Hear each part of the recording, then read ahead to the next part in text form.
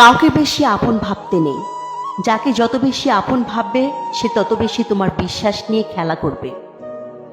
কাউকে তার ভালো মন্দ বেশি বোঝাতে যাবে না, এতে আপনিই খারাপ হয়ে যাবেন। তাকে প্রথম ছেড়ে দিন, সে যখন বিপদে পড়বে তখন সে এমনিতে আপনার মূল্যটা বুঝতে পারবে। অন্যকে কাঁদিয়ে নিজে ভালো থাকবে এমন প্রত্যাশা করা বাদ দাও।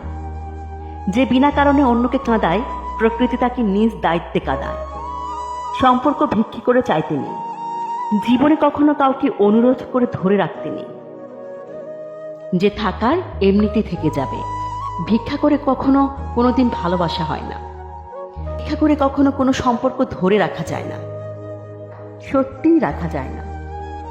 রবি ঠাকুর বলেছিল, ঘরের মধ্যে তুমি যত ইচ্ছে কাঁদো, কিন্তু দরজা সবসময় হাসি মুখে খুলবে।